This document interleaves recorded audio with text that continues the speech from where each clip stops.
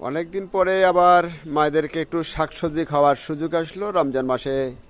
আমাদের যারা শুভাকাঙ্ক্ষী সবাই একদিন অন্তত ভালো খাবার, ওনাদের একটি আন্তরিকতা থেকে মায়েদেরকে মাছ গোস্ত 30টা দিনই ভরপুর খাবার খেয়েছে। এখন মায়েদেরও ইচ্ছা একটু শাকসবজি অর্থাৎ নর্মাল খাবার খাওয়ার জন্য। তো আমরা সেই জায়গা থেকে আজকে বাজার থেকে একটু শাকসবজি নিয়ে আসছি।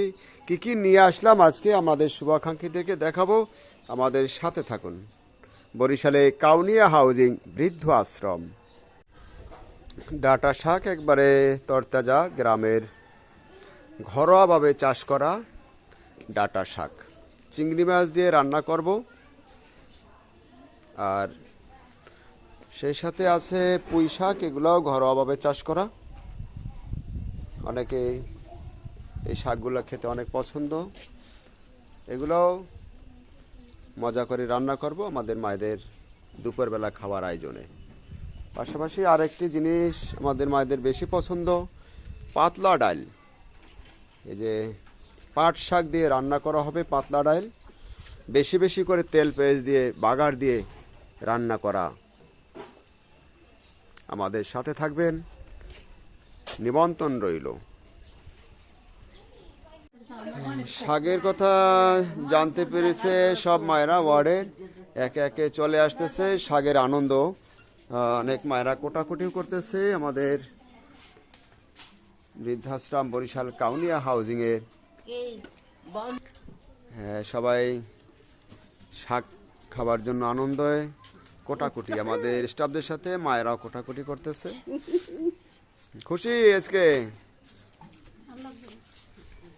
যে যেখান থেকে পারতেছে ছুটাছুটি করিয়া ভাগাভাগি করতেছে আনন্দ শাক খোটার।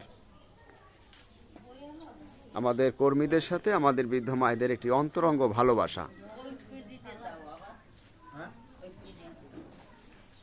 হ্যাঁ, ওই ফ্রিতে বৈশাই করবে দেন, হ্যাঁ, সবাই আনন্দ ভাগাভাগি, মনে হয় যেন তাদের একটি নিজ গৃহ। বৃদ্ধাশ্রম বলতে আমাদের এখানে পার্থক্য বলতে কিছুই থাকে না। আপন ঠিকানা, আপন গৃহ, ভাগাভাগি করছে কাজগুলো, খোটাখুটি আনন্দ।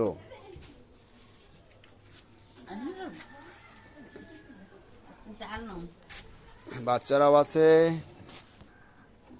আছে আমার বৃদ্ধাশ্রমের ভ্যান গাড়িটি, সবজি কেনার আমার পরম বন্ধু ভ্যান গাড়ি।